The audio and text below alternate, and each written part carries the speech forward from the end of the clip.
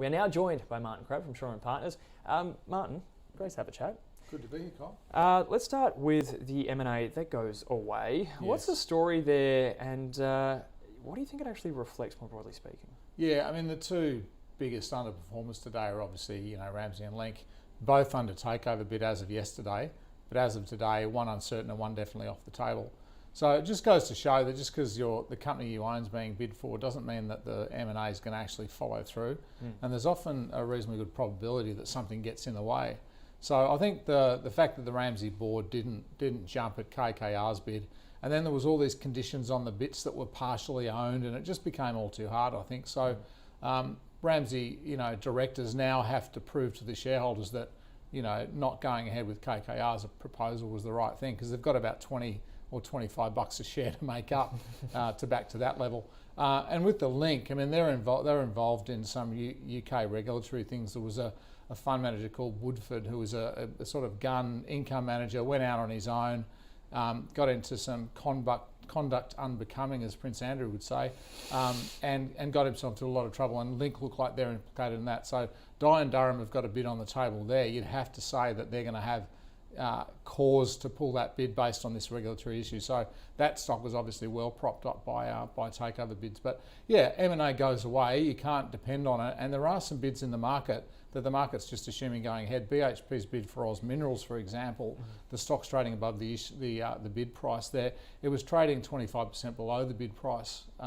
So it's kind of one of those things that BHP might just go, look, we need to pay 30 or 35 to get this. We're not going to do that. We're pulling the bid altogether. Where does Oz Minerals go? So I'm not predicting the outcome. I'm just saying from a risk return perspective, if you own some Oz, maybe you just want to let some go, just on the probability or possibility, I should say, that BHP walk away. I mean, is this company management misunderstanding perhaps the financial environment that we're in, that they expect that there will be another bid to basically match the price and that they can kind of encourage a higher valuation, or is there something else going on here that's, I guess, driving these dynamics a bit? Yeah, I mean, it's always an interesting one because psychologically, directors always think their company's worth more than everybody else.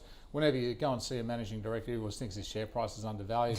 And quite often you get management teams at companies getting really upset with brokers because they don't put a high enough valuation on the stock. I've seen that happen a lot.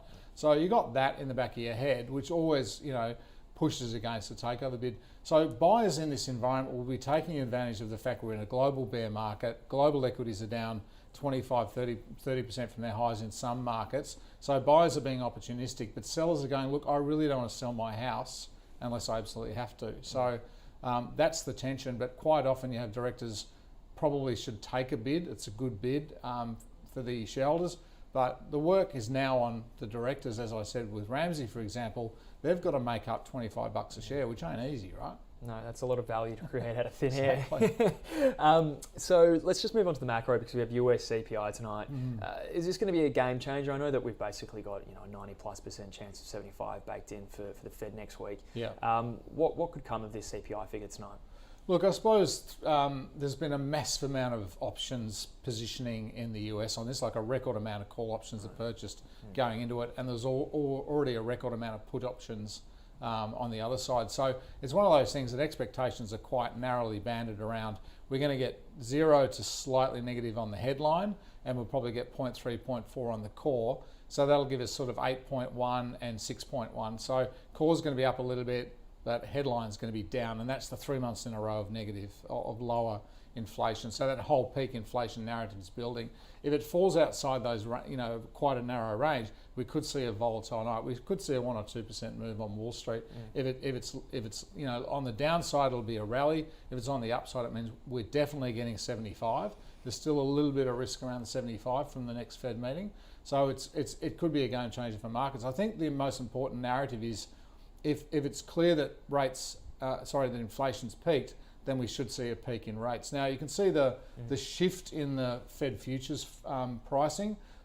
Everyone's now front-loading rate rises. If you look at even at the end of July, we were looking at 3.25% cash rates in January.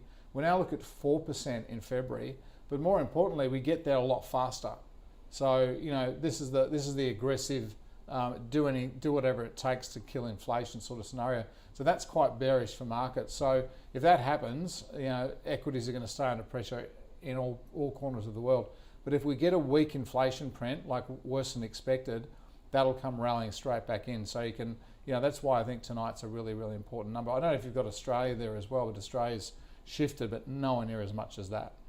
Yeah, okay. I don't know if we do have Australia there. We can have a look and fiddle around with it in a sec. Just with that though, I mean, if we've got the federal funds rate at 4% next year, yeah, it's potentially in the price already. But with equities where they are at the moment, surely this is looking a little bit lofty for you at these levels on that assumption. Yeah, I don't think 4 is baked in. I think equity analysts have still got positive earnings growth. I've seen a couple of Global Investment Bank reports out in the last few days just saying, right, into the end of the year and into next year, what's it looking like?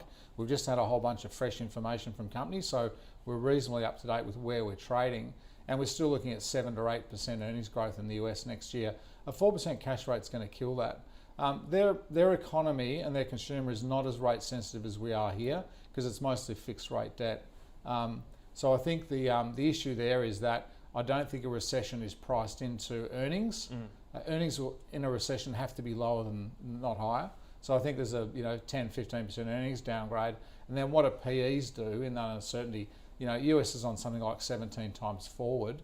We might actually see that come in. So you could see if that 4% comes about, I think the market will be lower, potentially quite a lot lower. So I'm thinking that that's the market. Most economists are nowhere near that. Maybe the Fed is, but a lot of professional economists are saying the Fed doesn't need to act that aggressively. Yeah, right. Almost out of time, but I wanted to have one more topic of conversation that we did cover, which is lithium. And in fact, I had to write an article just for some financial writing over the weekend about lithium. And I thought, actually, if I'm writing this, maybe it's getting a little bit toppy here if it's being requested. But nevertheless, we are seeing a lot of strength coming through the space. Clearly, one of the maybe good, feel-good stories about the ASX going forward. We have a lot of lithium under our soil. What's happening there?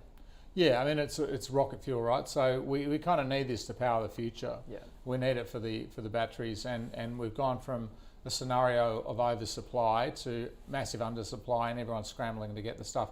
It's one of the few commodities that's actually trading above most estimates in the market, and we've got a bunch of listed Aussie listed lithium companies, and they add up to over $50 billion in value. So to put that in context, about 3% of the market, and it's about the size of Wesfarmers. So these group of stocks are becoming a really important part of the market. And for fund managers who don't own this, because I think it's a bit frothy, it's now quite a big risk not to own. So, we own Pilbara in our portfolios, and it's like without that this month, you're really struggling to keep up with the index. So, but it's one of those things you kind of go, I can just see demand for this growing. It's not like iron ore, where it really depends on what China's doing in construction, and it's really a cyclical sort of story.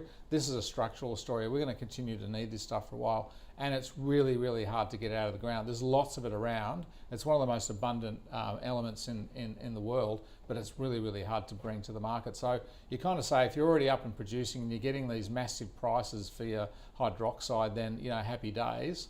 And so we're also going to get probably more consolidation in the industry because there's a lot of smaller players, but the big ones really control the market. So you've got independents, Allchem, Pilbara amongst the 100 that are really the big players. They're all $10 billion plus companies. I was going to say on that too, I mean, with the way that our mining space often evolves and that sort of process of consolidation that can happen, I mean, is it kind of like a BHP or a Rio will be sort of keeping their eyes out to snap up one of these names to kind of create that synergy within their existing mining business if lithium becomes a structurally important? For them it's too small. I mean, BHP is almost a $200 billion company, so even Oz Minerals is arguably too small for them. So I think for them to get into lithium, it's a really niche player. Right. Even if they control 40 or 50% of the world's supply, it's going to be tiny. So for them, it's probably a no. It's really about amongst the mid-sized players. You've got Albemarle in the US, you've got SQM in Chile, and then you've got the big ones in Australia. I think between them, you might see some further consolidation amongst the big five.